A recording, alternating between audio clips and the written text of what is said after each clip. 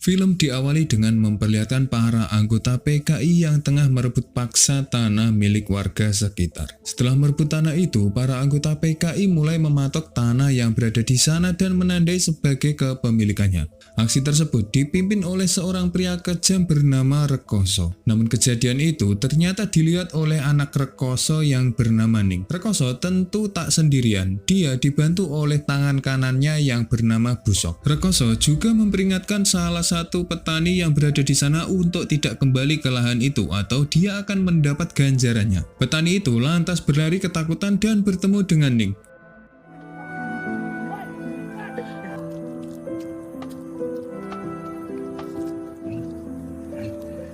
Berbeda dengan watak sang ayah, Ning tidak suka dengan kekerasan. Ning bahkan berniat mengobati petani itu, akan tetapi kebaikan Ning dilihat oleh Busok. Alhasil, Busok pun melaporkan hal itu pada Rekoso.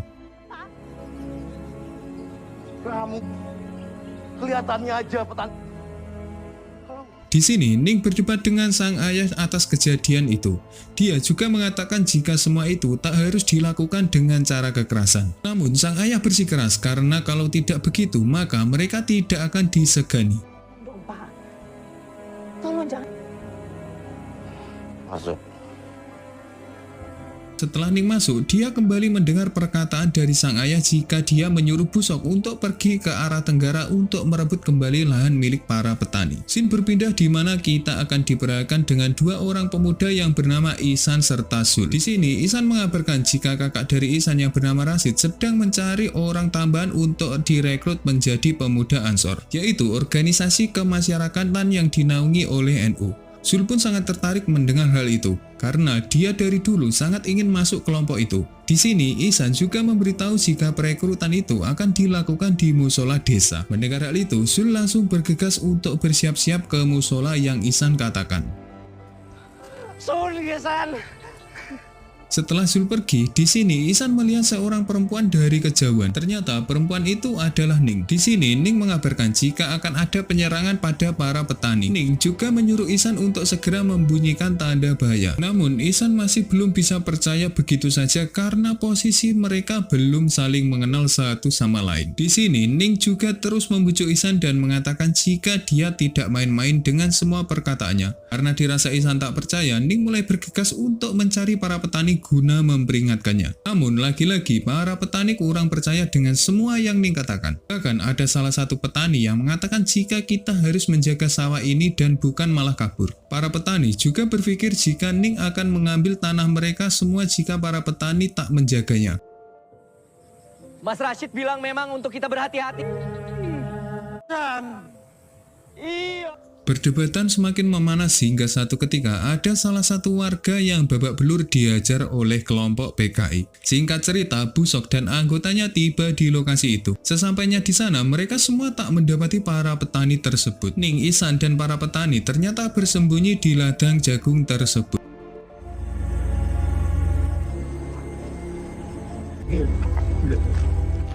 Busok yang kesal akhirnya menyuruh para anak buahnya untuk mulai mematok tanah. Para petani terpaksa mengikhlaskan lahannya daripada mempertaruhkan nyawa demi menyelamatkan tanah tersebut. Para petani itu pun berterima kasih pada Ning. Namun mereka juga kebingungan dengan dari mana Ning mendapatkan informasi tersebut. Bahkan para anggota Ansor sendiri juga belum sempat memberitahu mereka. Alih-alih menjawab pertanyaan itu, Ning malah diam dan sambil mengobati para warga yang terluka. Balik kemana, Rahman? Kamu bukan dari kampung sini ya? Mari, Bu. Hati-hati. Di sini juga terlihat ibu dari Ihsan yang bernama Aida juga memuji karena kepintaran Ning dalam mengobati warga. Setelah pengobatan itu, Ning memutuskan untuk segera pulang. Namun di sini Aida yang kebingungan sempat bertanya tentang asal-usul dari Ning. Namun Ning hanya mengatakan jika dia berasal dari Barat Daya dan dari sanalah rombongannya berada. Mendengar hal itu, Aida langsung berpikir yang dimana dahulu sempat ada sebuah kelompok yang sangat kejam berasal dari arah Barat Daya tersebut. Itu sama kayak arah Bromo Coradak. San, rombongan opo? Ning yang pulang sendirian, ternyata diam-diam dia diikuti oleh Ihsan. Ihsan ternyata berniat untuk mengantarkan Ning pulang, apalagi dia juga tidak melihat rombongan yang dimaksud oleh Ning tadi. Walaupun Ning melarang Ihsan tidak mengikutinya, namun Ihsan tetap bersikeras untuk sekedar mengantarkan Ning pulang sebagai ucapan terima kasih kepadanya. Di tengah perjalanan itu, mereka berdua dihadang oleh anak buah dari ayahnya. Alhasil, Ning pun dipaksa untuk pulang bersama dengan mereka. Namun di sini terlihat Ning tidak suka diatur oleh anak buah dari ayahnya, sehingga Ihsan pun membantunya untuk mengajak Ning kabur dan bersembunyi dari mereka semua.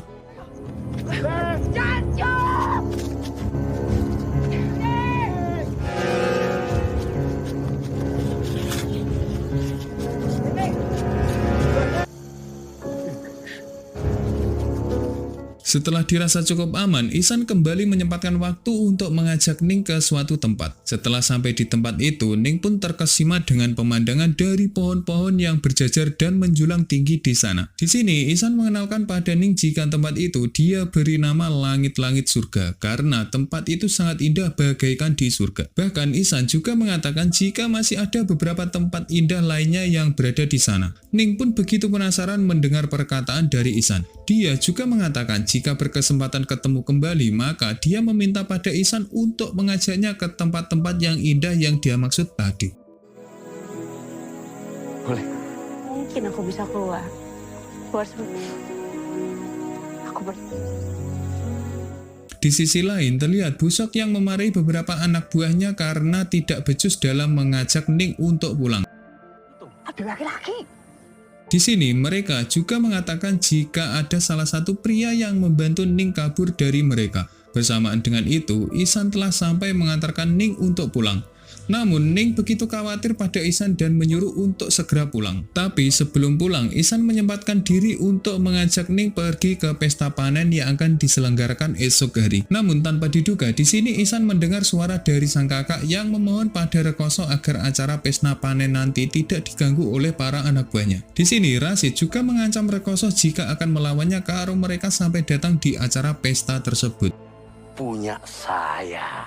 Kalau kamu mau lain ceritanya. Saya tidak Tahan. Terbuka untuk pertumpahan darah.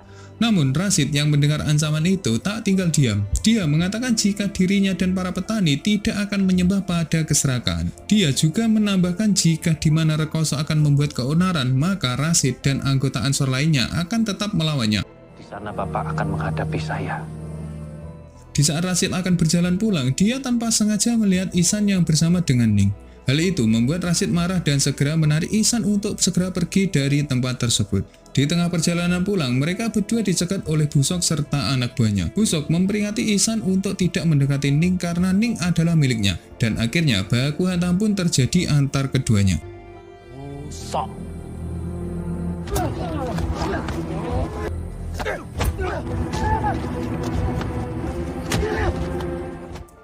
Beruntungnya, Rashid serta Ihsan mampu mengimbangi Busok serta anak buahnya dan segera pergi dari tempat itu. Sesampainya di rumah, Rashid bertanya pada Ihsan tentang di mana dia bisa bertemu dengan Ning.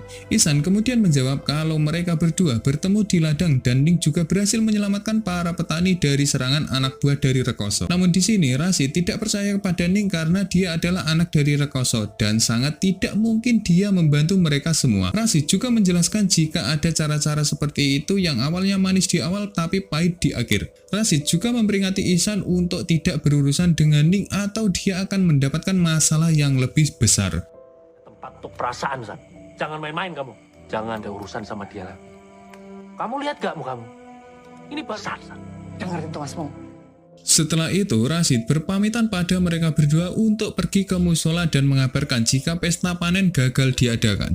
Dia juga mengajak Ihsan untuk pergi ke sana. Di sisi lain, para anggota Ansor sedang melakukan perekrutan anggota baru yang ditandai dengan pemberian peci dengan logo khusus. Namun di sini, terlihat Sul sangat kecewa karena dia tak diizinkan untuk masuk kelompok itu. Walaupun Sul sempat memohon, dia tetap tidak diizinkan karena kondisi Sul kurang memungkinkan.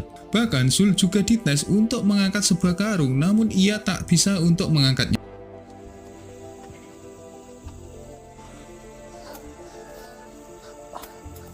Angkat. Tak selang lama dari itu, Rashid serta Ihsan datang. Rashid kemudian mengambil satu peci dan memberikannya pada Ihsan. Dengan begitu, kelompok Ansor kini genap menjadi 20 orang. Rashid lalu mengatakan pada mereka jika pesta panen akan dibatalkan karena kelompok Rekoso akan kembali berulah. Namun mereka mengaku akan melawan kelompok Rekoso jika dia berani datang. Apalagi pesta panen merupakan sebuah acara yang sangat sakral dan sebagai ucapan terima kasih pada Sang Pencipta karena diberi hasil panen yang berlimpah. Ini kan juga untuk kepentingan kita bersama, Mas. Iya. Habis itu bubar. Bubar? Tidak. Gini, ada nyanyian. Tolong ya, tolong ikut sertakan adikku. Kita jaga sekeliling daerah panen. Oke, Mas. Mendengar hal itu, Rashid memberi keringanan pada mereka yang dimana mereka diizinkan untuk sekedar berkumpul sebentar dan memanjatkan doa bersama. Setelah itu mereka harus segera bubar. Rashid juga menyuruh mereka untuk mengajak Ihsan. Namun diam-diam Ihsan sudah mengajak Zul untuk pergi. Ihsan turut bersedih karena Zul tak masuk kelompok itu. Sebagai penghibur hati Zul, Ihsan memberikan peci yang ia kenakan pada Zul sebagai tanda jika Zul diterima kelompok Ansor serta dia bisa masuk ke pesta panen tersebut. Setelah itu Ihsan juga bercerita jika dia akan mengajak Ning ke pesta itu. Zul pun tak habis pikir dengan Ihsan yang bisa jatuh hati pada anak dari anggota PKI. Wes tahu iki. Penyerangan. Bukan. Iya, Zul. San. Mas udah bubar. Semua orang bilang Scene kemudian berpindah kepada Ning serta sang ibu yang bernama Sulastri. Di sini Ning bercerita pada sang ibu kalau dirinya habis menolong para petani di arah Tenggara. Dia juga mengatakan lagi jika ada salah satu pemuda NU yang telah mengantarkannya pulang. Bahkan saking baiknya dia menceritakan pada sang ibu jika dirinya telah diajak pergi ke langit-langit surga. Pohon-pohon yang bagus dan menjulang sangat tinggi. Sama apa? Sama... Ibu tahu enggak langit-langit surga? Langit-langit surga. Bagus dan besar banget. Esok harinya, Ihsan secara diam-diam datang ke desa Ning untuk mengajaknya ke pesta panen. Ia menyelinap masuk ke desa itu agar tidak ketahuan oleh Busok serta anak buahnya. Singkat cerita, Ihsan bertemu kembali dengan Ning melalui jendela kamarnya. Busok yang melakukan patroli akhirnya menyadari kalau Ning telah kabur. Ning serta Ihsan akhirnya tiba di balai desa tempat pesta panen itu dimulai. Di sana, Ihsan sempat mengatakan kalau tempat ini biasanya lebih ramai dari sekarang. Ada yang menari, ada yang bernyanyi, serta ada yang berjualan beberapa panenannya. ada juga yang jualan. Di saat Ihsan akan mengatakan alasannya kenapa sepi hari itu, tiba-tiba ia ditarik oleh Ning untuk bersembunyi karena melihat Rashid yang tengah berada di pesta itu. Di sini Rashid juga melihat Zul yang datang dengan mengenakan peci anggota Ansor. Ia sempat bertanya pada rekan-rekannya tentang peci yang Zul kenakan itu. Sementara Ning serta Ihsan pergi dari tempat itu dan mereka berdua menuju ke sebuah tempat yang sama dengan langit-langit surga. Aku pengen lihat gunung. Tapi aku benar-benar ingin keliling dunia. Rashid lalu meminta peci yang Zul kenakan itu. Tampak raut wajah Zul terlihat sangat sedih. Dia juga memendam kecewaan yang berlebih terhadap tindakan Rashid.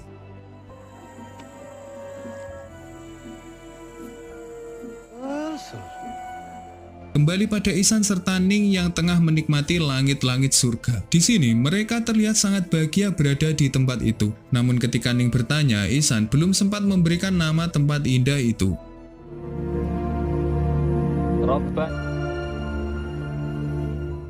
Di tempat lain, Rashid serta warga lainnya tengah mengadakan doa bersama di balai desa. Tak lama dari itu, terlihat Busok serta beberapa anak buahnya datang ke desa itu. Mereka menuntut tanah itu dan memaksa para warga untuk mengakui jika tanah itu adalah milik anggota PKI. Zul yang bersikap sok pahlawan memberanikan diri untuk menantang Busok. Namun Busok bukanlah tandingan Zul yang pada akhirnya Zul pun terhempas ke tanah. Kali kalian nemenin saya. Dasar. Karena kedua kubu sudah bersih tegang, akhirnya mereka saling baku hantam.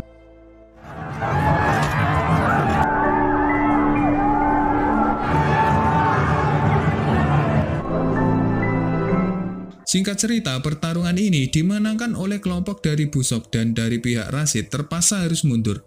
Tak hanya tanah yang mereka rebut, Busok dan yang lainnya juga menjarah beberapa panenan milik para petani yang berada di sana. Setelah itu, Ihsan kembali mengantarkan Ning untuk pulang. Di sini, Ning dibuat kebingungan karena banyaknya padi yang berada di depan rumahnya. Saya ingin mengantarnya. Rekoso yang melihat Ihsan segera menyuruhnya untuk segera pergi dari tempat itu. Di sini, Busok juga memberitahu pada Rekoso jika Ihsan ini adalah adik dari Rashid, orang yang selalu mengajak Ning pergi tanpa seizinnya. Rekoso pun marah dan mulai memperingati Ihsan untuk menjauhi anaknya jika dirinya masih ingin selamat. Bang ke langit. Marah sama masmu. Oh, marah. Bapak udah, Bapak jangan. Dari mulut sampai ke akan nyuruh. Malam harinya, para anggota Ansor merasa geram dan berjanji akan merebut kembali lahan itu. Salah satu di antara mereka kemudian datang dan membawa info kalau di daerah Muncar sedang mengumpulkan beberapa orang untuk melawan balik para anggota PKI. Dan semua anggota Ansor diharapkan untuk ikut tanpa terkecuali. Di kediamannya, Rashid pun meminta izin sekalian meminta doa dari sang ibu agar dia selamat untuk melawan Rekoso dan anggota PKI lainnya. Rashid lalu memberikan sebuah golok pada Ihsan dan mengajaknya untuk ikut melawan para anggota PKI. Namun di sini Ihsan menolak ikut karena dia tak mau hidup dalam omong kosong ini serta dia juga tak mau masuk dalam golongan apapun. Rashid yang tak menyangka dengan adiknya itu tetap memberikan golok itu dan berpesan pada Ihsan untuk terus menjaga sang ibu. Karena itu kasih tahu masmu ini. Sehingga tidak perlu menyakiti siapa.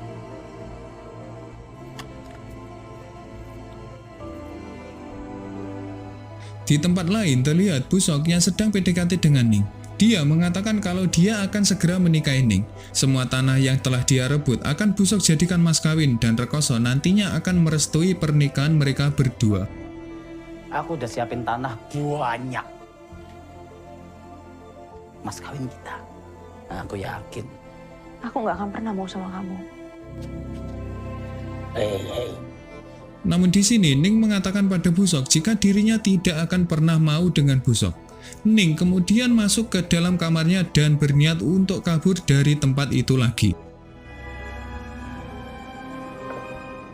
Kembali pada Rashid dan yang lain, yang dimana mereka semakin geram karena tidak dari dulu mereka semua melenyapkan para anggota PKI tersebut. Mereka semua juga sudah sepakat dan akan segera menyerang PKI secara diam-diam malam ini juga. Zul yang mengetahui hal itu mulai meminta izin pada Rashid untuk diikutkan dalam misi kali ini. Namun kembali lagi Rashid melarang Zul kembali dan Rashid juga beranggapan jika Zul ikut dia hanya menjadi beban saja. Di sini Rashid juga menjelaskan jika Zul telah dia anggap sebagai adiknya sendiri. Dan kalaupun Zul ingin membantu, dia bisa membantu di desa dengan mengurus para ternak warga lainnya.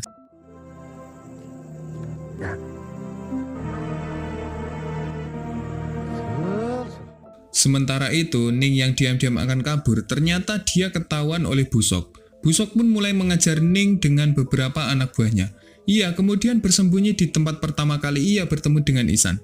Ning di sini terlihat panik karena ada suara orang naik ke gubuk itu. Beruntungnya ternyata itu adalah Ihsan. Ning pun memeluk sambil menangis ketakutan. Kamu tapi malah dengar kamu nggak ada. Ternyata. Di tempat lain, Zul secara mengejutkan datang menemui Rekoso. Di sana, dia memberitahu bahwa anggota NU akan segera melakukan penyerangan dari arah Muncar dan semua anggota Ansor Banyuwangi juga akan ikut membantu penyerangan itu. Pada awalnya, Rekoso tidak percaya dengan apa yang Zul katakan. Namun, Zul mengatakan kalau percuma saya membantu mereka dan mereka juga tidak pernah menghargai dirinya. Alhasil, Rekoso dan anak buahnya mulai mempersiapkan senjata dan menyusun strategi dalam menghadapi kelompok Ansor. Di sisi lain, Ihsan memiliki rencana untuk keluar dari tempat itu, tempatnya di mana mereka bisa diterima tanpa adanya perbedaan pandangan. Sementara itu, kelompok Ansor telah berkumpul dan bersiap akan pergi melawan anggota PKI.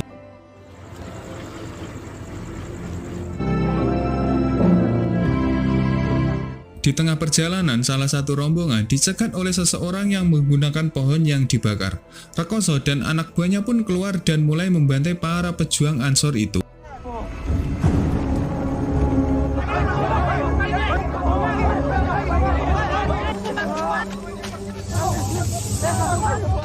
Di sini Rashid mulai merasa ada hal yang janggal, dan benar saja di depan mata mereka melihat teman-teman seperjuangannya sudah dalam keadaan terbantai. Mereka yang selamat mulai mencoba mundur, namun sayang dari arah belakang mereka telah dihadang oleh pohon tumbang yang terbakar. Para anggota PKI itu akhirnya mulai menyerang anggota Ansor dari berbagai arah.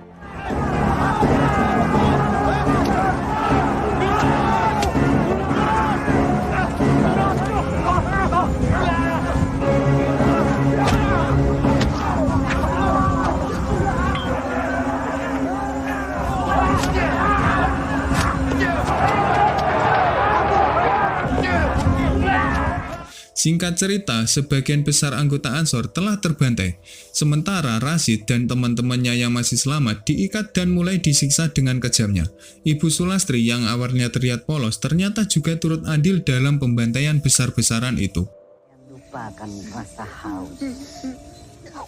Aku tahu.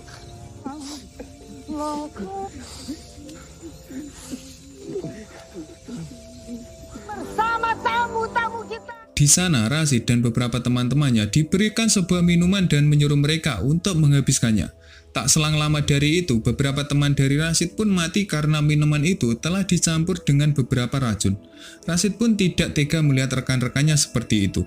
Dia memohon pada Rekoso untuk menghentikan penyiksaan yang kejam itu. Dan puncaknya, Rekoso juga menghabisi Rashid di malam itu juga. Dan keesokan harinya, Ihsan terbangun setelah bermalam dengan Ning di sebuah gubuk di ladang. Ning kemudian melihat sebuah asap mengepul dan dia juga mengira itu sebuah kebakaran. Namun Ihsan mulai curiga karena itu masih jauh dari desa. Dia juga berniat untuk mendatanginya. Di tengah perjalanan itu, mereka bertemu dengan 3 orang anggota Ansor yang masih selamat. Mereka mengatakan kalau mereka semua telah dijebak oleh seseorang yang tidak mereka kenal. Mereka yang awalnya ingin melakukan penyerangan duluan, ternyata rencana itu bocor dan mereka menjadi bulan-bulanan anggota PKI. Setelah mendengar hal itu, Ihsan mulai bergegas ke tempat itu untuk mencari keberadaan dari Rashid. Sementara Ihsan sedang melakukan pencarian, di sini Ning menemukan celurit milik ayahnya dan dia beranggapan jika semua itu adalah ulah dari sang ayah. Hancurlah hati Ihsan ketika melihat jasad kakaknya yang sudah tidak bernyawa dan dibiarkan membusuk bersama jasad anggota Ansor lainnya. Setelahnya, Ihsan membuat sebuah tandu sederhana untuk membawa jasad kakaknya kembali pulang. Sesampainya di desa, para warga menyambut jasad Rashid dengan duka cita yang amat mendalam. Begitu juga dengan sang ibu yang tak sanggup membendung tangisannya.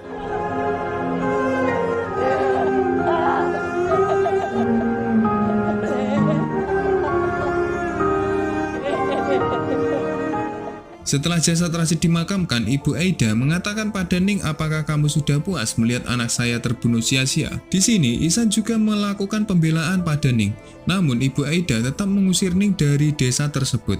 Saat Ning akan pergi, Ibu Aida mengatakan pada Ihsan, jika kamu mengikuti wanita itu, maka jangan pernah kembali lagi ke ibumu. Namun, Ihsan tetap pergi dan menyusul Ning. Di sini, Ning berkata pada Ihsan untuk selalu menjaga ibunya karena sekarang keadaan tidak sedang baik-baik saja.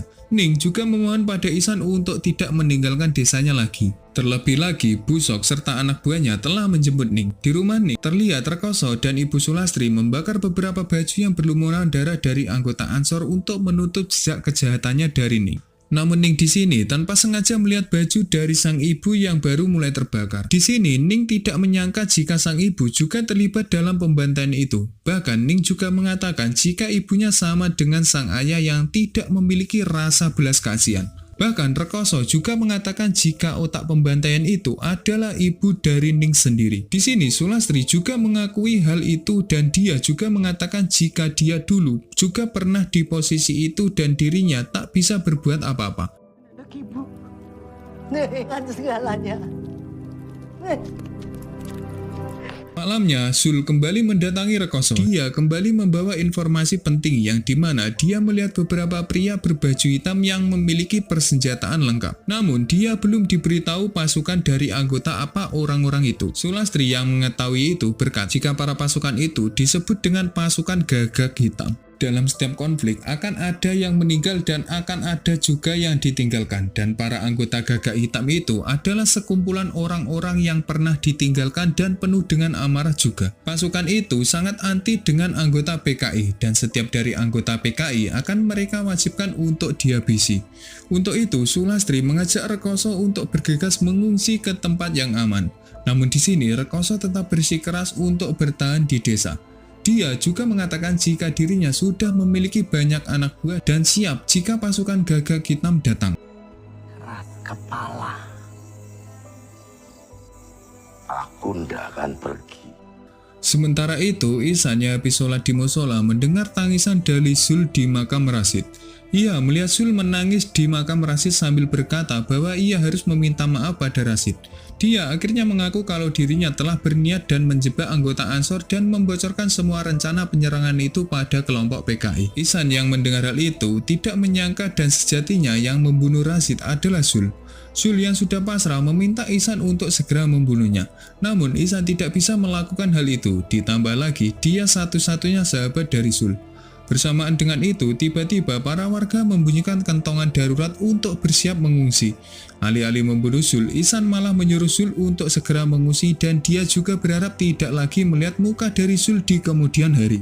Ibu Aida juga mengajak Ihsan segera pergi ke arah utara. Namun di sini Ihsan menolak ajakan ibunya dan dia juga akan memastikan jika Ning juga selamat. Sejak kejadian malam itu, Ibu Aida mulai menganggap Ihsan bukan lagi sebagai anaknya. Pastikan Ning selamat, Mak.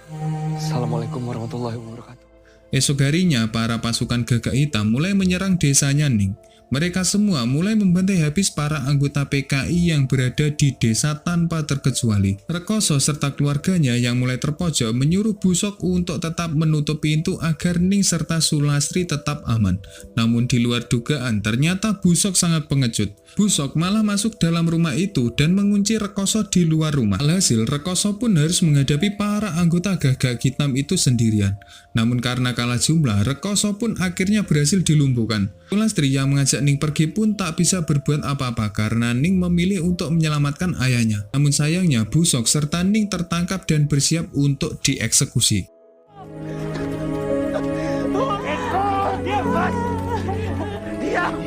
Dia dalam Singkat cerita, Ning melihat Busok serta ayahnya dipenggal oleh Algojo dari kelompok Gagak Hitam.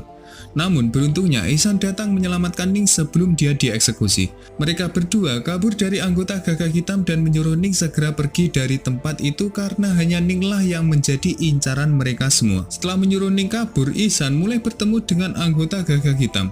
Di sini dia mengatakan jika dia adalah adik dari Rasid dan dirinya dari golongan kaum Amsor. Sebagaimana kita ketahui, para anggota Gagak Hitam hanya mengincar kaum-kaum dari golongan PKI. Di saat perdebatan itu, tiba-tiba salah satu anggota Gagak Hitam melihat Ihsan yang membawa kabur Ning. Gagak Hitam kemudian menyuruh Ihsan untuk segera memberitahu di mana posisi dari persembunyian Ning. Namun di sini Ihsan tetap bersikeras dan sampai kapanpun dia tak akan memberitahu keberadaannya. Gagak Hitam mengecap Ihsan sebagai antek-antek dari golongan PKI dan akhirnya Ihsan pun harus dihabisi juga. antek PKI.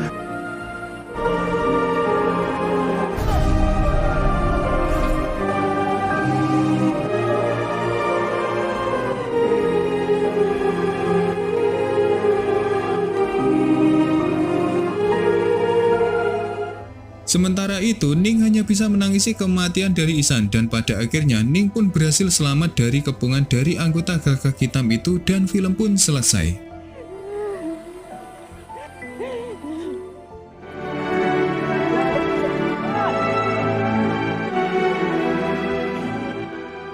Pada akhirnya